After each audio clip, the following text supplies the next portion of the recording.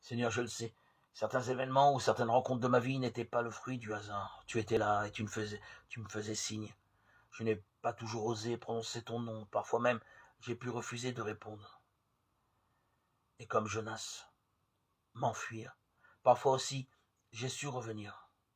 Apprends-moi, Seigneur, à discerner tes appels dans les plis de la réalité. Parfois j'ai connu l'échec, le péché, la souffrance, l'infidélité, l'abandon, la mort de proches, autant de nuits obscures qu'il m'a fallu traverser.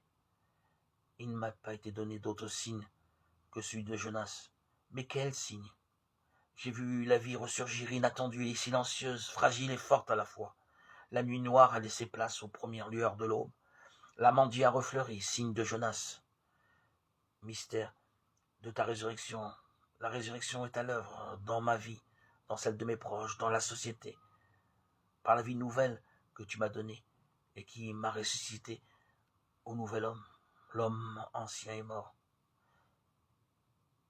Seigneur, fais que je puisse toujours voir et discerner. Donne-moi des yeux qui sachent voir ton mystère.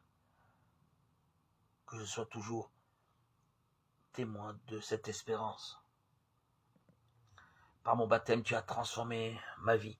Ce jour béni du 26 septembre 2019 fut pour moi le mystère de la résurrection vécue dans ma chair. Elle est pour moi ce mystère, Dieu, la clé ultime, offerte par la révélation chrétienne pour comprendre le sens de l'histoire, le sens à ma vie. Par ta résurrection dans ma vie, Seigneur, par mon baptême, où j'ai ressuscité en homme nouveau, je suis rené.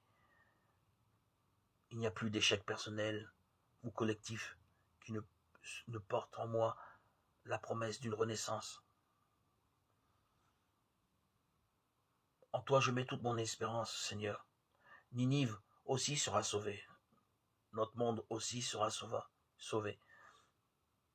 Avec Jonas, nous n'avons pas fini d'apprendre et de goûter l'étendue de ta compassion, Seigneur.